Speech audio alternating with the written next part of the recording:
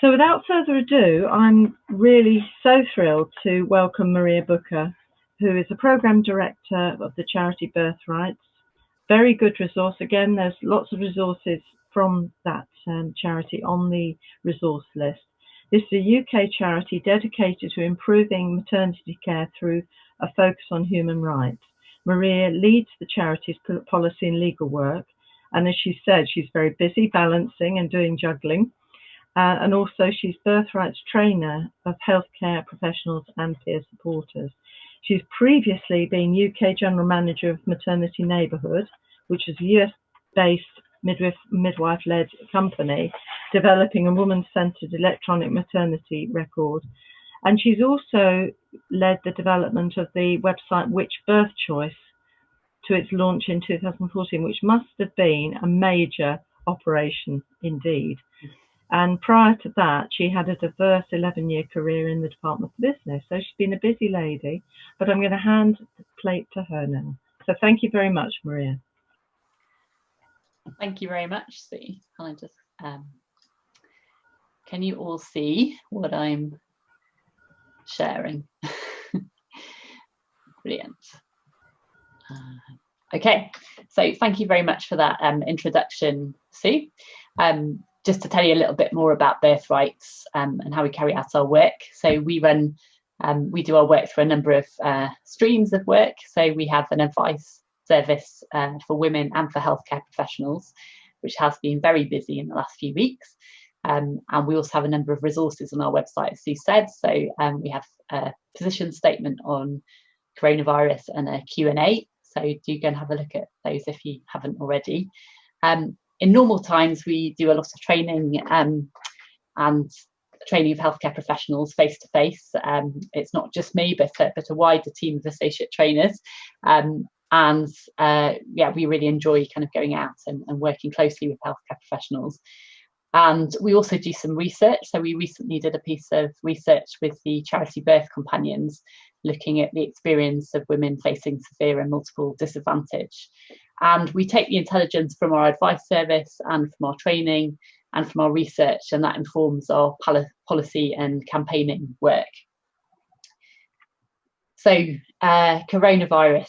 I just want to take a moment really to recognise what Sue was saying at the beginning, that this has been an incredibly difficult time. And I just want to pay my own respects really as somebody who isn't kind of working in a trust or directly caring for women, for all of those of you who are listening who've been doing that over the last few weeks. Recognise that it's just been a really challenging time, and that people have been doing the very best that they can with the evidence that they have and the resources that they have, and just to recognise how challenging that's been.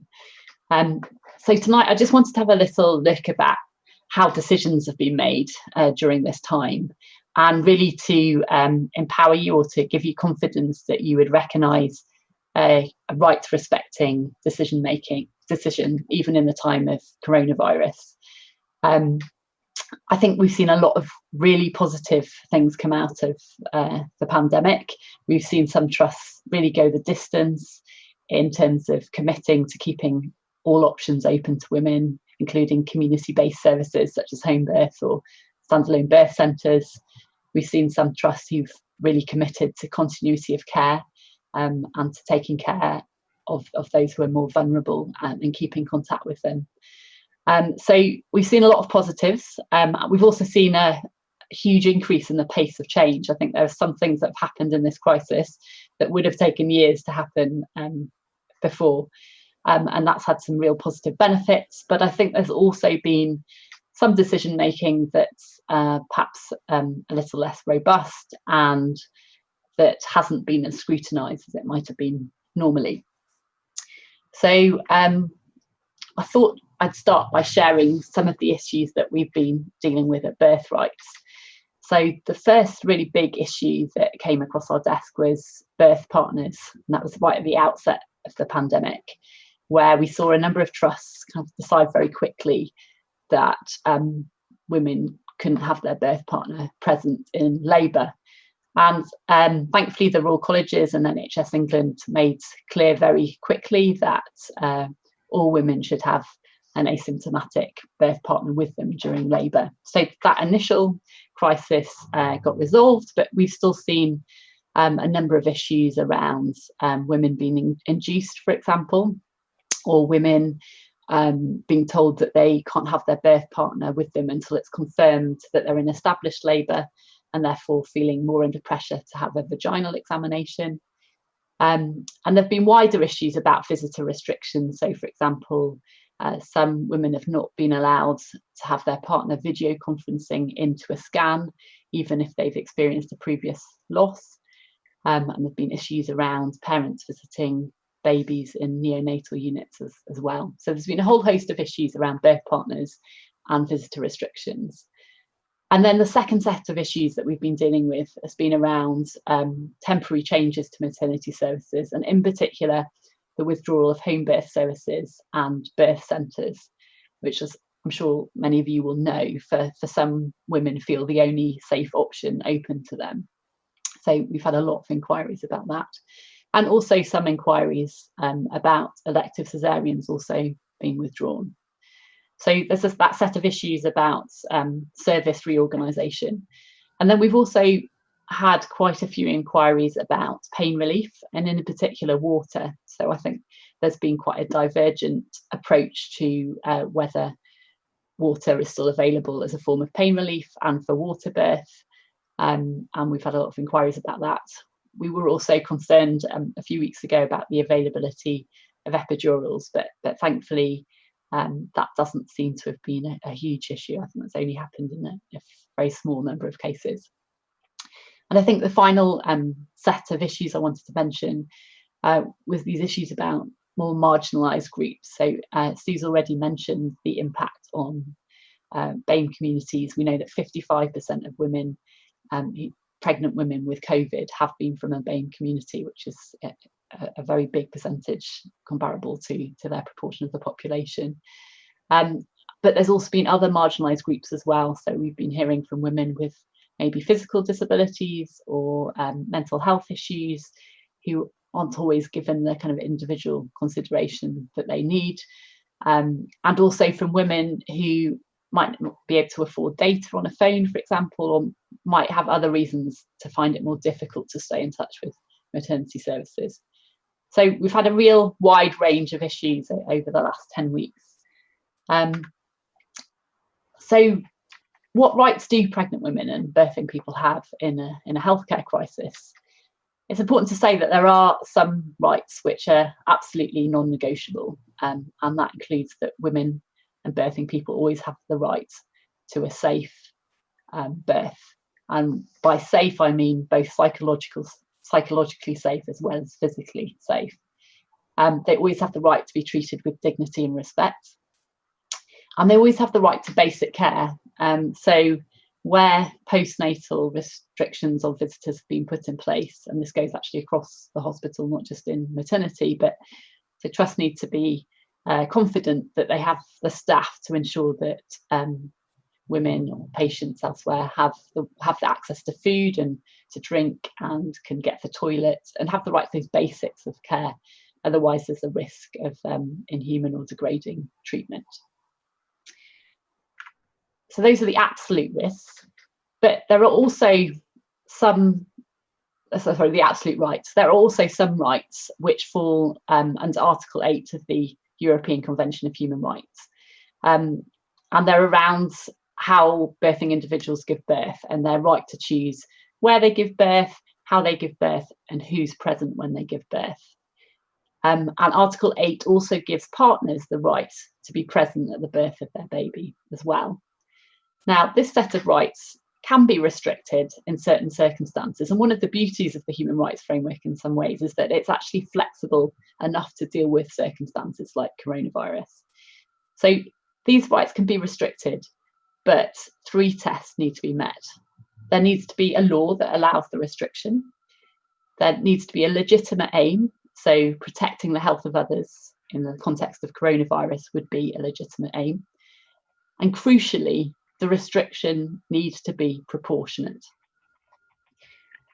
So how would this work in practice? So we have a director of midwifery or a senior manager who's looking at how they can run a safe and effective maternity service when they're facing all these pressures, as many managers and heads of midwifery will have been in this situation over the last few weeks.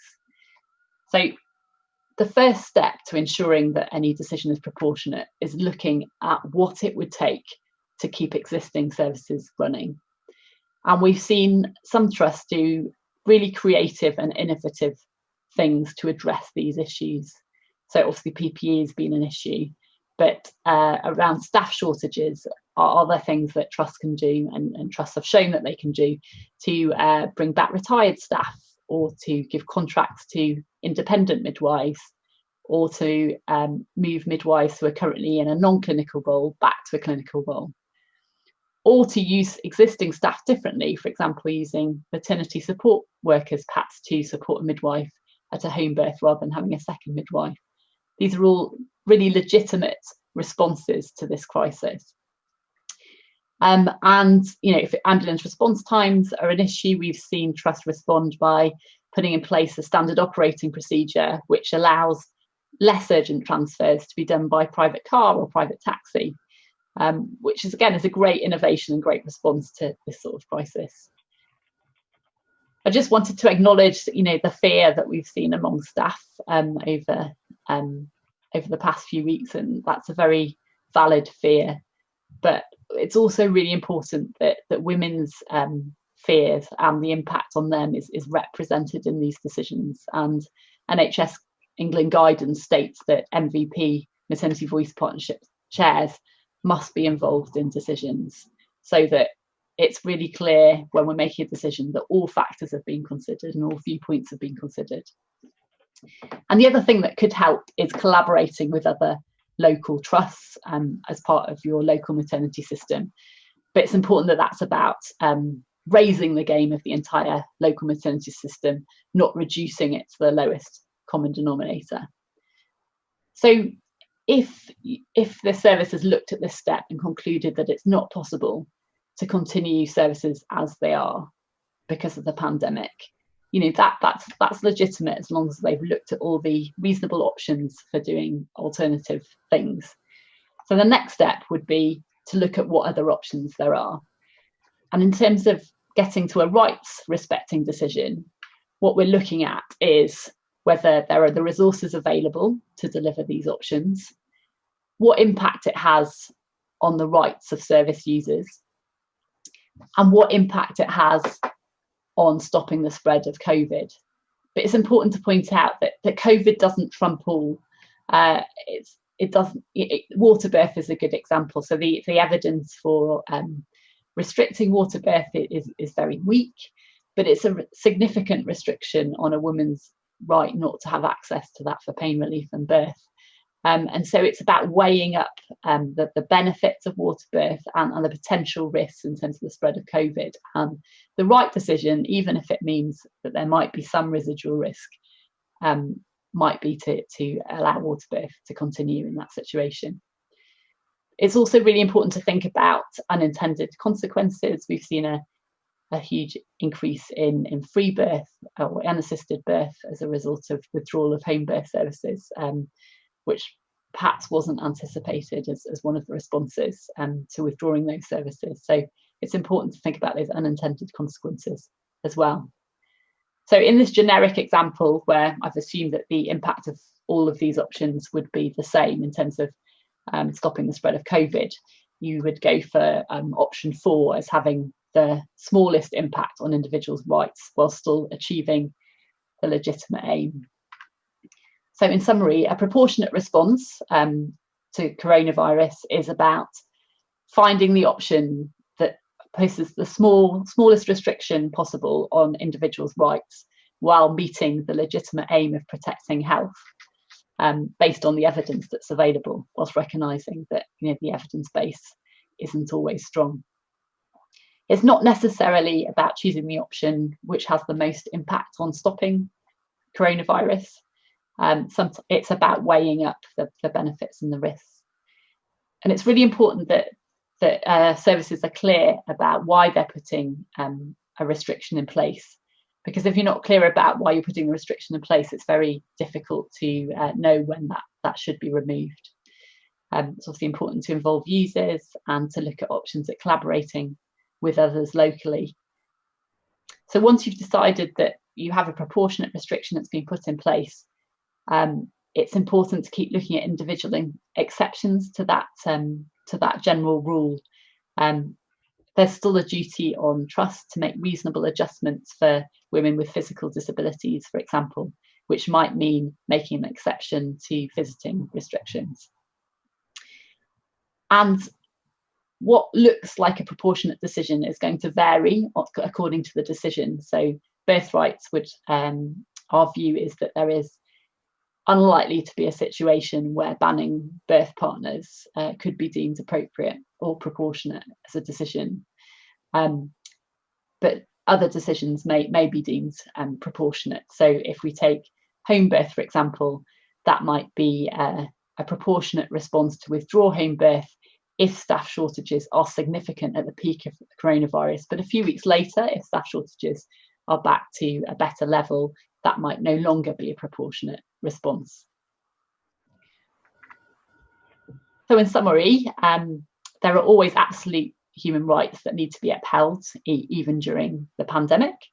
But there are also a set of rights that are qualified rights, which can be restricted, but services need to be clear that the restriction is proportionate. And how do you know if a decision is proportionate? Well, you need to know that you've explored all options to keep existing services running, and that you've then looked at all different alternatives for changing the service, and you've considered what impact it has on individuals' rights, what impact it has on stopping the spread of coronavirus and any other risks or benefits, and you've weighed those up and come to a decision about the best option to proceed with. And then once you've got that decision, you continue to look at individual decisions and you continue to review if circumstances have changed.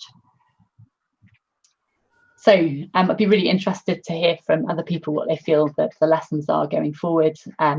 These are some of ours. I think we're keen to see transparency over decisions that are made in response to coronavirus as we go forward. I think there's probably room for more community options and more of an emphasis on community care, given the evidence that's emerging. I think there's a lesson about communication and that keeping pace with decision making, which hasn't always happened to date. And there's also some lessons about looking at unintended consequences and particularly the impact on marginalised groups. But we recognise that the evidence is developing. Everybody's done their best and really tried to do what's best for women given the circumstances. And the important thing is that we evaluate and look at the lessons learned and decide what we could improve upon and what things could be different going forward. So that's a bit of a canter through. I've got some suggestions for further reading, which you're welcome to take up. I've shared them with Sue, and I know she's going to put them on the website. But really looking forward to hearing your questions after Lesley, I believe. Thanks for watching this video from the Maternity and Midwifery Forum. For more expert opinion and analysis, hit the button below to subscribe.